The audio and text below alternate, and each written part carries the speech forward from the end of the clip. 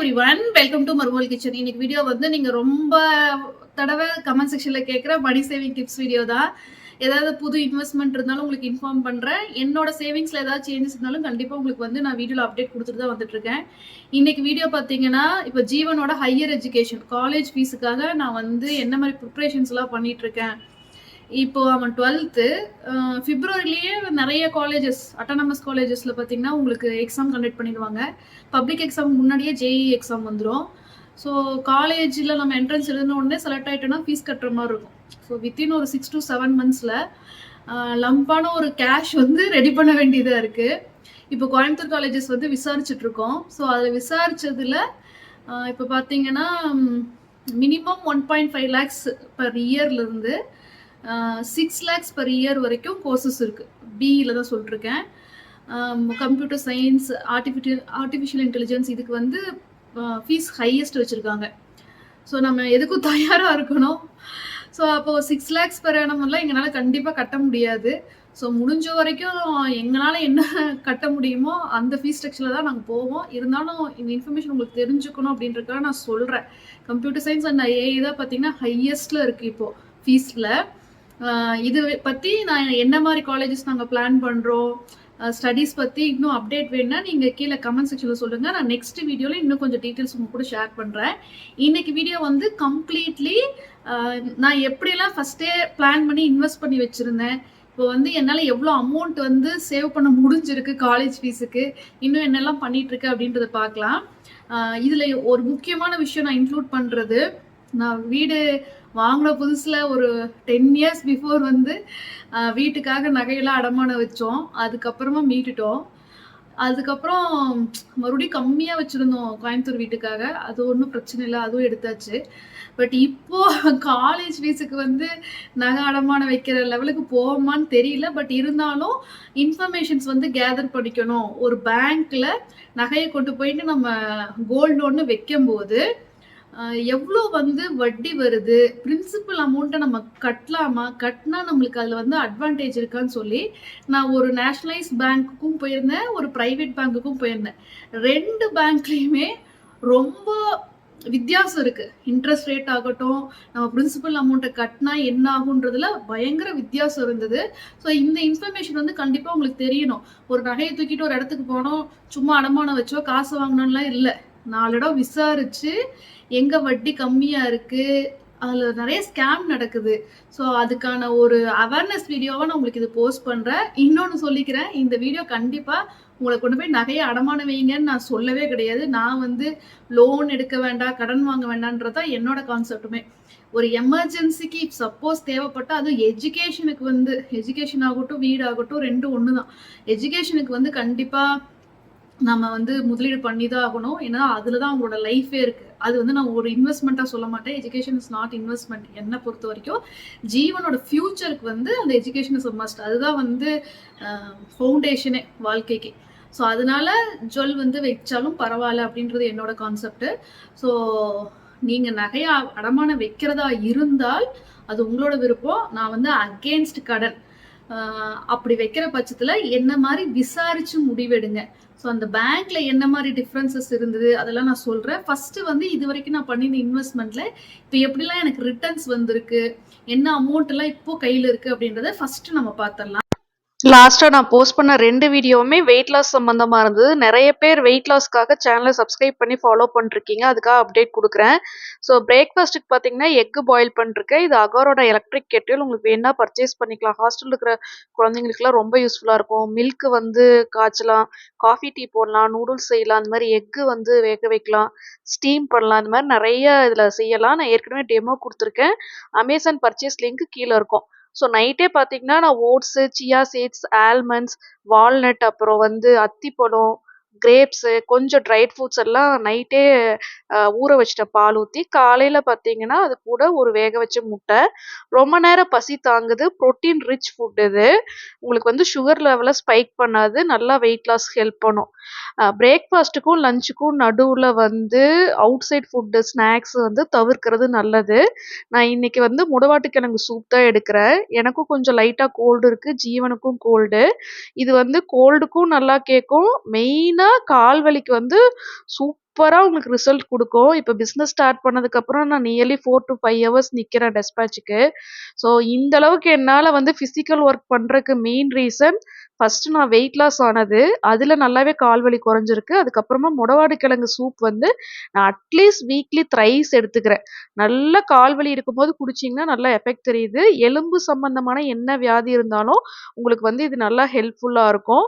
இதோட WhatsApp purchase link நான் ஸ்க்ரீன்ல குடுக்குறேன். உங்களுக்கு வேணுனா பர்ச்சேஸ் பண்ணிக்கோங்க. நெறைய பெரியவங்க, வயசானவங்க, பேக் பெயின், கால் வலி, மூட்டு வலின்னு கஷ்டப்பட்டுட்டு இருக்கீங்க. உங்களுக்கு வேணுனா பர்ச்சேஸ் பண்ணிக்கோங்க. ஸோ ஜீவனுக்கும் நான் சொன்னேன் இல்லையா? அவனுக்கும் கோல்டா இருக்குன்ட்டு. ஸோ அவனுக்கு வந்து நான் தூதுவளை சூப் குடுக்குறேன். தூதுவளை நான் பெங்களூர் சப்ஸ்கிரைபர்ஸ்க்காகவே லான்ச் பண்ணேன்னு சொல்லலாம். அங்க சளி புடிச்சா 1 மந்த்துக்கு குழந்தைங்களுக்கு சரியாகாது. இது காரமே இருக்காது. தொண்டைக்கு அவ்ளோ நல்லா இருக்கும். சளி, இருமல், காய்ச்சல் டைம்ல குழந்தைங்களுக்கு குடுக்கலாம். முடவாட்டு கிழங்கு சூப் வந்து நல்ல ஸ்ட்ரென்த்தும் உங்களுக்கு குடுக்கும். ஜீவனுக்கு வந்து நான் தூதுவளை சூப் குடுத்துட்டு, நான் முடவாடு கிழங்கு சூப் குடிச்சுட்டேன்.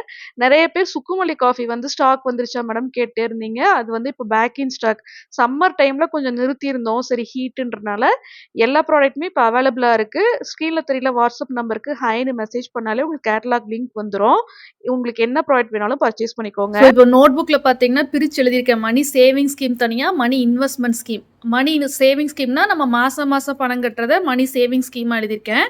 மணி இன்வெஸ்ட்மெண்ட்னா நம்ம லம்பாக ஒரு அமௌண்ட் இருக்குது, அதை இன்வெஸ்ட் பண்ணி நமக்கு வட்டி வர மாதிரி இருக்கிறது வந்து இன்வெஸ்ட்மெண்ட்டாக நான் பிரித்து எழுதியிருக்கேன்.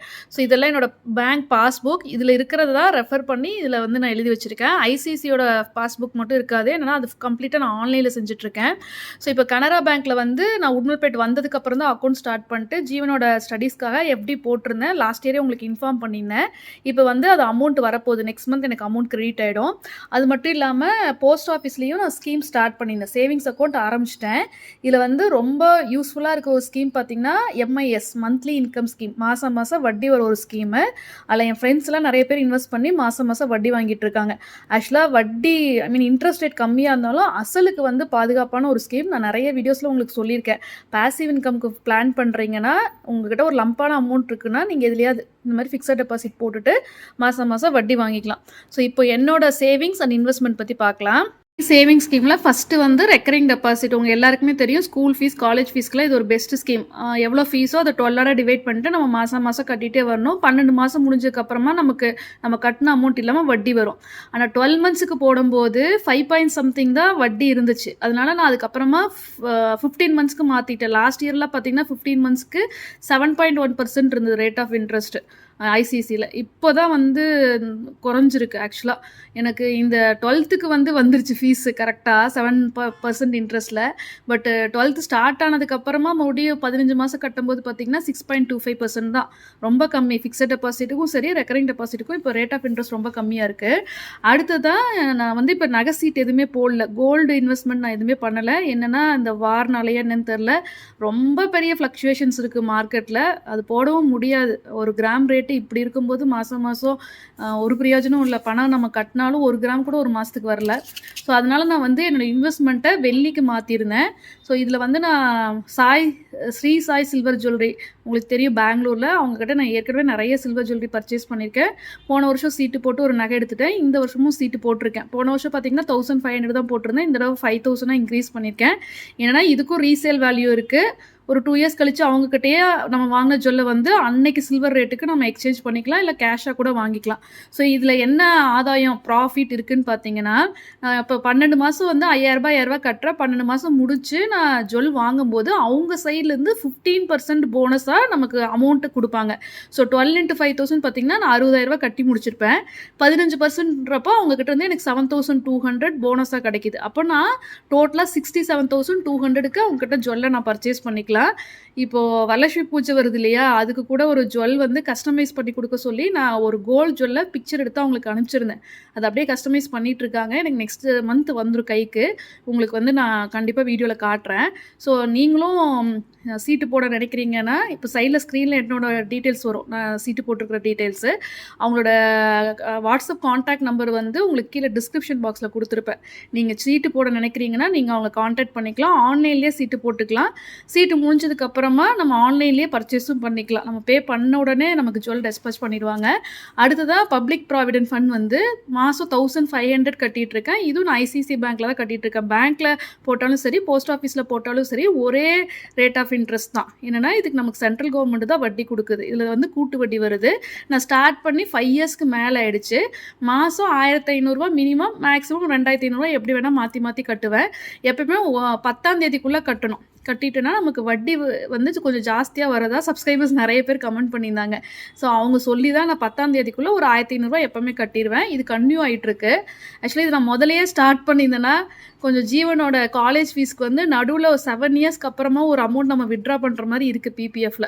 பட் எனக்கு இப்போ 5 இயர்ஸ் தான் கம்ப்ளீட் ஆயிருக்கு. மேபி ஆஃப்டர் 2 இயர்ஸ் அதுலேருந்து என்னால் கொஞ்சம் விட்ரா பண்ணி ஜீவனோட ஹையர் எஜுகேஷனுக்கு யூஸ் பண்ண முடியும். ஸோ லாஸ்ட் இயர் வந்து ஒரு ஃபிக்ஸட் டெபாசிட் பார்த்தீங்கன்னா அமௌண்ட் 1 lakh வந்து நான் கனரா பேங்க்கில் போட்டிருந்தேன். அந்த டைமில் லாஸ்ட் இயர் இங்கே வந்தோடனே ஜூனில் 444 டேஸ்க்கு வந்து இன்ட்ரெஸ்ட் ரேட் அப்போ ஜாஸ்தியாக இருந்தது. 7.4 இருந்தது. கரெக்டாக நான் போன டைமில் 7.25, 1 month பிஃபோர் 7.4 இருந்தது. இப்போ பார்த்தீங்கன்னா அது 6.2, 6.3க்கு வந்துருச்சு. ஸோ அப்போ நான் இன்வெஸ்ட் பண்ணியிருந்தது வந்து இப்போ எனக்கு 1 year கம்ப்ளீட் ஆகி நெக்ஸ்ட் மந்த் வந்து என்னோட அக்கௌண்ட்டுக்கு கிரெடிட் ஆகிடும். 26 ஜூலை வந்து மெச்சூரிட்டி டேட் காட்டுது. ஸோ இன்ட்ரெஸ்ட் வந்து அப்போ பார்த்தீங்கன்னா 1 லட்சத்துக்கு வந்து எனக்கு 9136 ரூபா. ஸோ டோட்டலாக 1,09,136 வரும். 1 lakh வந்து 444 டேஸ். இன்னும் இந்த ஸ்கீம் இருக்குது. கனரா பேங்க்கில் நீங்கள் பார்க்கலாம். 444 டேஸ்ட்டு ஒரு ஸ்கீம் இருக்குது. அதில் பரவாயில்ல, ஓரளவுக்கு ரேட் ஆஃப் இன்ட்ரெஸ்ட் ஆக்சுவலாக 7 and 7% மேலே இருந்தால் தான் நமக்கு நல்ல ஒரு ப்ராஃபிட் கிடைக்கும். ஸோ எனக்கு வந்து இதில் 1 lakhக்கு 9000 சம்திங் ப்ராஃபிட் கிடச்சிருக்கு. சேம் அதே தான் உங்களுக்கு நான் இன்ஃபார்ம் பண்ணியிருந்தேன். மியூச்சுவல் ஃபண்டில் வந்து நான் லாஸ்ட் இயர் இன்வெஸ்ட் பண்ணிட்டேன். ஜூலையில் ஆகஸ்ட் மந்த்து நான் இன்வெஸ்ட் பண்ணியிருந்தேன் 1 monthக்கு அப்புறமா. அது வந்து கனடாவில் போட்டிருந்த ஃபிக்ஸட் டெபாசிட் வந்து ஜூலை, இது வந்து ஆகஸ்ட்டில் நான் தொடங்கியிருந்தேன். ஸோ 1 lakh வந்து ஒரு மியூச்சுவல் ஃபண்டில் போட்டிருந்தேன். நமக்கு வந்து டிமேட் அக்கௌண்ட் தேவை கிடையாது. மியூச்சுவல் ஃபண்டில் இன்வெஸ்ட் பண்ணுறதுக்கு ஸ்டாக் வாங்கி வைக்கிறதா இருந்தால் தான் இவன் டிமேட் அக்கௌண்ட் வேணும். ஸோ இது வந்து நான் ஒரு ஃபண்டில் இன்வெஸ்ட் பண்ணியிருந்தேன். ஸோ அப்போ பார்த்தீங்கன்னா அந்த ஃபண்டு வந்து வித்தின் 3 to 4 monthsலேயே எனக்கு நல்ல ஒரு ரைஸ் காட்டுச்சு. 10,000 அப்படிலாம் போயிட்டு இருந்தது. கரெக்டாக நமக்கு இந்த வார் ஸ்டார்ட் ஆன உடனே 4,000க்கு இறங்குச்சு. அதுக்கப்புறமா பார்த்தீங்கன்னா 1 lakhலேருந்து அது மைனஸில் போக ஆரம்பிச்சிருச்சு. 90,000க்குலாம் ஒரு டைமில் போயிடுச்சு. இப்போ ரொம்ப பயமாக இருந்தது. அசலுக்கே வந்து அது ஆபத்து. அதனால தான் நான் எந்த மியூச்சுவல் ஃபண்டில் இன்வெஸ்ட் பண்ணுறேன் அப்படின்ற நேமை வந்து நான் ரிவீல் பண்ணுறதில்ல. அது வந்து பை லக்கு தான் நமக்கு வந்து அதில் ப்ராஃபிட் கிடைக்கிறது. சப்போஸ் வார் வராமல் இருந்திருந்தா இதில் நல்ல ரிட்டர்ன்ஸ் எடுத்துருக்க முடியும். இப்போது இந்த மந்த்து கரெக்டாக நான் ஓப்பன் பண்ணி பார்க்கும்போது எனக்கு 9,970 வந்து ஹை காட்டுச்சு. ஸோ நான் அப்போவே அந்த ரிடீம் அப்படின்னு சொல்லிட்டு ஒரு ஆப்ஷன் இருக்கும். அதை கிளிக் பண்ணி அப்போவே எடுத்துட்டேன் ஃபண்டை வெளியே. என்னென்னா டெய்லியுமே அவ்வளோ ஃப்ளக்சுவேஷன். ஒரு நாள் பார்த்திங்கன்னா 9,000 காட்டும், அடுத்த நாளே 4,000க்கு போயிடும், மறுபடியும் மைனஸ்க்கு போகுது. ஸோ நமக்கு இப்போ கேஷ் வேறு தேவைப்படுது. நான் ரிஸ்க் எடுக்க விரும்பலை. மேபி இதில் விட்டுருந்துருக்கலாம். பட் எனக்கு இப்போது பணம் அவசியம் இருக்கிறனால நான் வந்து ஓகே, எனக்கு பேங்க்குக்கு ஈக்குவலான ஒரு வட்டி வித்தின் ஒரு 10 months இருக்கும். 9 monthsன்னு வச்சுக்கோங்களேன். 9 monthsல எனக்கு ஒரு 9,000 பக்கம் வட்டி வந்தனால நான் வந்து இப்போ எடுத்துட்டேன். ஸோ இப்போ என்கிட்ட வந்து பார்த்திங்கன்னா 2 lakhs ப்ளஸ் வட்டி வந்து அந்த 2 lakhsக்கு 19,106. அப்போ 19,000 ரூபாய் எனக்கு இப்போ வரைக்கும் வட்டி வந்திருக்கு. ஸோ இப்போதைக்கு இவ்வளோ தான் அமௌண்ட்டாக கேஷாக நம்மக்கிட்ட இருக்குது. ஸோ மேபி நம்ம கம்ப்யூட்டர் சயின்ஸோ ஏஐயோ எடுக்கும்போது இந்த அமௌண்ட் பத்தலைன்னா நம்ம வந்து ஜொல்லை அடமானம் வைக்கிற நிலமை இருந்துச்சுன்னா ஜொல்லுக்கு வந்து என்ன மாதிரி ப்ரொசீஜர் இருக்குன்னு தெரிஞ்சுக்கிறதுக்காக நான் 2 பேங்க் விசிட் பண்ணியிருந்தேன். அந்த டீட்டெயில்ஸ் இப்போ உங்களுக்கு சொல்கிறேன். ஸோ இந்த டாலர் பென்டென்ட் வித் செயின் பார்த்திங்கன்னா 3 years பிஃபோர் நான் ஜிஆர்டியில் சீட்டு போட்டு எடுத்தது. வீடியோ உங்களுக்கு போஸ்ட் பண்ணியிருந்தேன். ஐ திங்க் 2024 or 25 நினைக்கிறேன், ஞாபகம் இல்லை. ஸோ இது வந்து உங்களுக்கு கீழே வந்து புலி நகம் இருக்கும் பின்னாடி, பென்டென்ட்டில். அப்புறம் நிறைய பீட்ஸு கல்லெல்லாம் இருக்கிறனால இது என்ன ஆச்சுன்னா, இப்போது நான் 2 பேங்க் விசிட் பண்ணியிருந்தேன். ஃபஸ்ட்டு நான் போனது கனரா பேங்க். என்னென்னா உங்களுக்கு தெரியும், இப்போ கனரா பேங்க்கில் எனக்கு எப்படி இருக்குது. ஸோ லோனுக்கு அவங்கள அப்ரோச் பண்ணியிருந்தேன். ஸோ அப்போ பார்த்தீங்கன்னா, அவங்க வந்து இந்த டாலர வந்து அக்செப்ட் பண்ணல. இதில வந்து நெறைய கல் இருக்கு. இது வந்து புலி நகம்லாம் இருக்கு அப்படின்றனால இத ரிமூவ் பண்ணிட்டு குடுக்க சொன்னாங்க. இதில ரிமூவ் பண்ணிக்கலாம். பின்னாடி ஸ்க்ரூ இருக்கு. ஸோ அந்த மாரி தான் எடுத்திருந்தேன். ஸோ செயின மட்டும் தான் எடுத்துப்போன்னு சொன்னாங்க. கால்குலேஷன் உங்களுக்கு காட்டுறேன். 2 பேங்க்லயுமே எவ்வளோ டிஃபரன்ஸ் இருக்குன்னு பாருங்க. கால்குலேஷனும், இன்ட்ரெஸ்ட் ரேட்டும். இன்னொரு விஷயம் நான் உங்களுக்கு சொல்லணும்னு நெனைக்கிறேன். என்னன்னா, இப்போ கோல்ட்ல நெறைய ஸ்கேம் நடக்குது. நம்ம பேங்க்ல போய் நம்பி நகைய வச்சோன்னா, ரிட்டர்ன் வரும்போது அவங்க இப்போ வந்து இது கிராம்ஸா உங்களுக்கு சொல்லணும்னா, இப்போ நம்ம வெயிட் பார்க்கும்போது கிராம்ஸா வெயிட் வந்து செயின் வந்து 22 கிராம் இருக்கு என்னோடது. டாலர் மட்டும் 18 கிராம். ஆனா இதில கோல்டு ரொம்ப கம்மி தான். ஸோ டோட்டலா அவங்க வெயிட் பண்ணும்போது உங்களுக்கு வந்து ஒரு 42 கிராம் அப்படி வரும். இல்லன்னா 41 புள்ளி சம்திங் வருதுன்னு வச்சுக்கோங்களேன். அப்ராக்ஸிமேட்டா தான் நான் உங்களுக்கு சொல்றேன். 41 கிராம் சம்திங் வருது.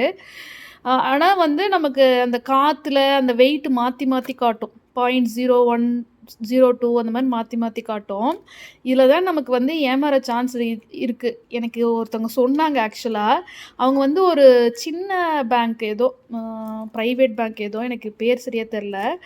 அங்க கொண்டு போய் தான் நகைய வச்சு அமௌண்ட் வாங்கிட்டு வந்திருக்காங்க. ஆக்சுவலா ஒரு விஷயம் என்னன்னா, நம்ம இந்த மாரி செயின்லாம் வைக்கும்போது, இந்த ஹூக்குக்கு வர எக்ஸ்டென்ஷன் ரிங் இருக்கு பார்த்தீங்களா? இத வந்து கவுண்ட் பண்ணி வைக்கணும். இதில வந்து நான் அவங்க சொன்னதுக்கு அப்புறமா கவுண்ட் பண்ணேன். ஸோ இப்போ கவுண்ட் பண்ணேன். இந்த பக்கம் 16 ரிங்ஸ் இருக்கு. இந்த பக்கம் 16 ரிங்ஸ் இருக்கு. நாம வந்து கொண்டு போய் கோல்டு லோனுக்கு குடுக்கும்போது, அவங்க நம்ம கண்ணு முன்னாடி வெயிட் போடுறாங்க. உள்ள கொண்டு போய் வச்சுர்றாங்க. நம்ம மீட்கறக்கு 1 வருஷமோ, 2 வருஷமோ ஆகுது இல்லையா? திருப்பி எடுத்துட்டு வந்து அவங்க வெயிட் போடும்போது 0.01 டிஃபரன்ஸ் வரும். அது நம்ம ஏன்னு கேட்க முடியாது. என்னன்னா, அந்த காத்து அது இதுன்னு சொல்லுவாங்க. ஆனா ஒரு இதில என்ன பண்ணியிருக்காங்கன்னா, ஒரு ரிங்க மட்டும் எடுத்துட்டாங்க. ரிங்க எடுத்துட்டு குடுத்துருக்காங்க. அது வந்து அப்போ அவங்களுக்கு தெரியல. ஆனா லென்த் வைஸ் அதுக்கப்புறமா டிஃபரன்ஸ் வந்ததுக்கப்புறம் தான் அவங்க கவனிச்சிருக்காங்க. ஒரு இது இல்ல. நம்ம அப்பவே தான் கேட்கணும். நம்ம வைக்கும்போதே எண்ணி தான் வைக்கணும். அவங்க கண்ணு முன்னாடி இந்த ரிங்கெல்லாம் எண்ணிட்டு தான் அவங்க கிட்ட குடுக்கணும். ஏதோ ஒரு ஸ்லிப்ல நோட் பண்ணி சிக்னேச்சர் ஏதாவது வாங்கிக்கிறது பெஸ்ட்டு.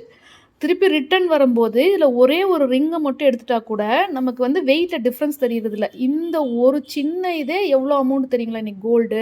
ஒண்ணும் இல்ல இந்த ஹூக்கு மட்டும் ரூ. 6,000 வருது. வித் வேஸ்டேஜோட வெறும் ஹூக் மட்டும் போய் இப்போ கேட்டிங்கன்னா, நான் எனக்கு ஒரு செயினுக்கு மாத்துறதுக்காக போயிருந்தேன். 6000 சம்திங் சொல்றாங்க ஒரு ஹூக் மட்டும். வேஸ்டேஜ், மேக்கிங்லாம் போட்டு. ஸோ அதனால இது ஒரு ஸ்கேம். சின்ன சின்ன பேங்க்கு, பிரைவேட்டா இருக்கு பார்த்தீங்களா ஃபினான்ஸு, அதுலலாம் கொண்டு போய் வைக்கும்போது கொஞ்சம் கேர்ஃபுல்லா இருங்க. எவ்வளோ கல்லு, எக்ஸ்ட்ராவா ஏதாவது இருந்துச்சுன்னா, எல்லாமே கவுண்ட் பண்ணி வைங்க. குட்டி குட்டி பால்ஸ் மாரி இங்க தொங்குறது வந்து கோல்ட்ல இருந்துச்சுன்னு வச்சுக்கோங்களேன், இது ஒண்ணு இல்லைன்னா கூட நமக்கு ரிட்டர்ன் வரும்போது தெரியாது. நம்ம கவனிக்காம எடுத்துட்டு வந்துருவோம். அந்த குட்டி பால்லாம் பார்த்தீங்கன்னா கோல்டு. இல்ல ஒண்ணு ரிமூவ் பண்ணிட்டா கூட நம்மளால கண்டுபிடிக்க முடியாது. அதனால இந்த மாதிரி ஜுவல்ல வந்து வைக்கிறத அவாய்ட் பண்ணுங்க. இதில ஏதாவது எடுத்துட்டா கூட நமக்கு தெரியாது. பிளெயின் செயின்ஸ்லாம் வச்சா நமக்கு பிரச்சனை இல்ல. இன்னைக்கு வீடியோ போஸ்ட் பண்றதுக்கு மெயின் ரீசனே இந்த மாதிரி ஒரு கோல்டு ஸ்கேம் நடக்கிறது எனக்கு தெரிய வந்தது வந்து, நீங்க நெறைய பேரு என்ன இந்த கோல்ட் ஜுவல் சேவிங்ஸ் ஸ்கீம்ஸ்க்காக ஃபாலோ பண்ணிட்டுருக்கீங்க. இந்த மாரி ஒரு ஸ்கேம் வந்து பேங்க்ல நடக்குதுன்னு உங்களுக்கு தெரியணும். உங்களுக்கு வந்து அந்த அவேர்னஸ் வரணுன்றக்காக தான் நான் இந்த வீடியோவே இன்னைக்கு போஸ்ட் பண்றேன். ஏன்னா, என்ன இன்ஃபர்மேஷன் எனக்கு தெரிஞ்சாலும், நான் கண்டிப்பா உங்களுக்கு ஷேர் பண்ணணும்னு நெனைக்கிறேன். அதனால இந்த மாரி கன்டென்ட் புடிச்சா நீங்க வந்து தயவு செஞ்சு வீடியோக்கு லைக் பண்ணுங்க. அப்பதான் எனக்கும் வந்து ஒரு மோட்டிவேஷனா இருக்கும். உங்களுக்கு இந்த மாரி இன்ஃபர்மேஷன்ஸ் நெறைய ஷேர் பண்ணணுன்ட்டு. ஸோ உங்களுக்கு இருக்கிற எக்ஸ்பீரியன்ஸையும் கீழ கமெண்ட் செக்ஷன்ல சொல்லுங்க. இந்த மாரி கோல்ட்ல உங்களுக்கு ஏதாவது ஸ்கேம் நடந்துருந்துச்சுன்னா, நீங்க கமெண்ட் செக்ஷன்ல சொல்லுங்க. அப்பதான் நெறைய பேத்துக்கு வந்து இதெல்லாம் தெரிய வரும். இப்போ ரீசென்ட்டா நான் பர்ச்சேஸ் பண்ணியிருந்த 2 கோல்டு காயின்ஸ் இது. 2மே 8 கிராம்ஸ். ஸோ டோட்டலா 16 கிராம்ஸு. அப்பவே கமெண்ட் செக்ஷன்ல நெறைய பேர் சொல்லியிருந்தீங்க. இந்த மாரி காயின வந்து நம்ம பேங்க்ல அடமானம் வைக்க முடியாது அப்டின்ட்டு. ஸோ நான் அது செக் பண்றதுக்காக தான் கொண்டு போயிருந்தேன். எனக்கு வந்து இது அடமானம் வைக்கிற ஐடியா இல்ல. கோல்டு காயின் வந்து கனரா பேங்க்ல என்ன சொன்னாங்கன்னா, மோஸ்ட்லி எடுத்துக்கிறாங்க எல்லா பேங்க்லயுமே. என்ன சொன்னாங்கன்னா, இங்க மேல வந்து ஒரு ஹூக் மாரி போட்டு எடுத்துட்டு வாங்க. அதாவது நம்ம செயின்ல டாலரா மாட்டுற மாரி இத எடுத்துட்டு போய் அவங்களுக்கு குடுத்தா, இது உடனே எடுத்துக்கிறாங்க.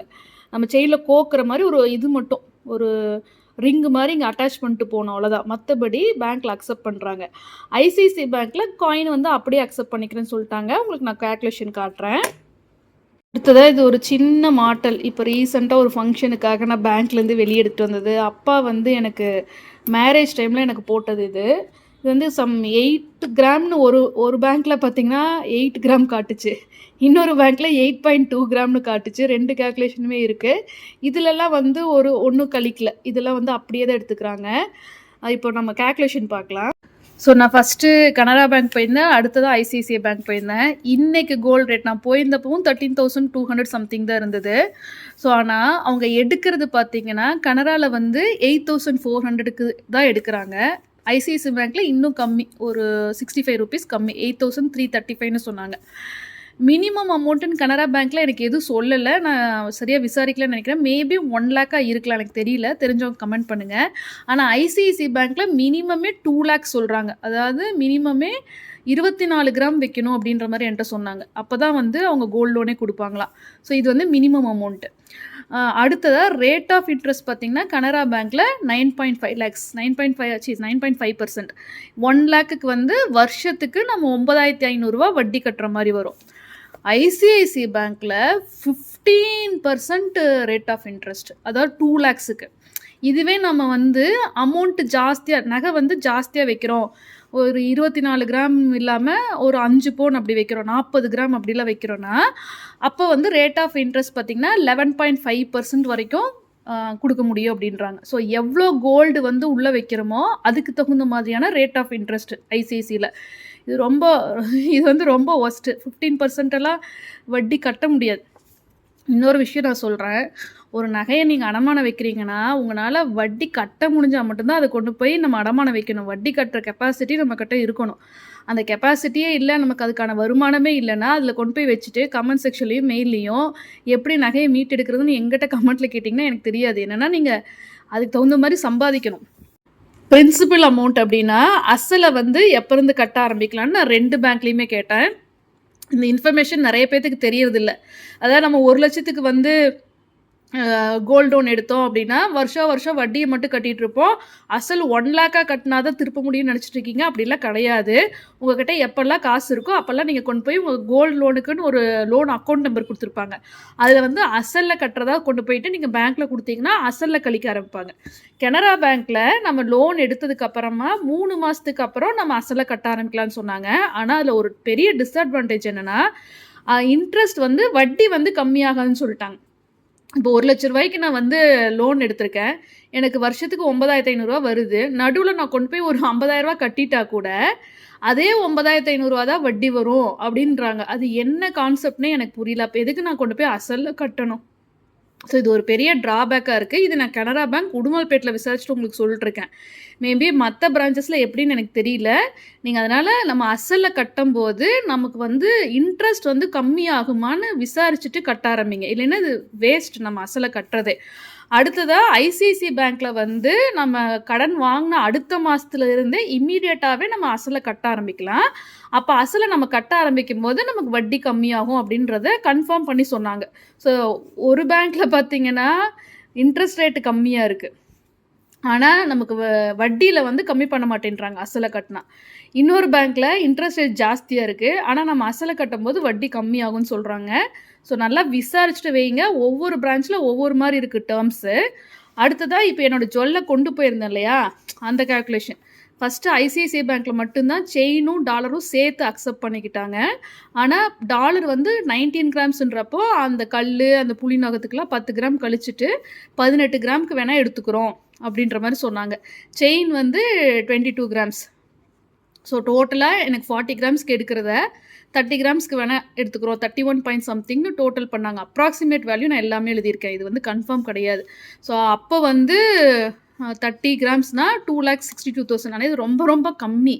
ஆக்சுவலாக ஒரு கிராம் வந்து நமக்கு 13,000 சில்லறை ஆனால் அவங்க எடுக்கிறது 8,000 சில்லறைக்கு தான் எடுக்கிறாங்க. நமக்கு வந்து எவ்வளோ லாஸ்ன்னு பாருங்கள். 8,000 சில்லறைனா நியர்லி 5,000 சம்திங், நியர்லி 6,000 ஒரு கிராமுக்கு கம்மியாக எடுக்கிறாங்கன்றப்போ லோனு பிரின்சிபல் அமௌண்ட் வந்து நமக்கு ரொம்ப கம்மி. இது 2,62,000 தான் வருது. இது வந்து கனராவில் வெறும் செயினை மட்டும் எடுத்துக்கிறதா இருந்தால் இந்த ரேட் சொல்லியிருக்காங்க, 168 சம்திங். காயின் வந்து 2 பேங்க்லேயுமே தான் அக்செப்ட் பண்ணுறாங்க, அப்படியே தான் எடுத்துக்கிறாங்க. ஸோ ஒரு 8 கிராம் வைக்கிறோம் அப்படின்னா 66,600.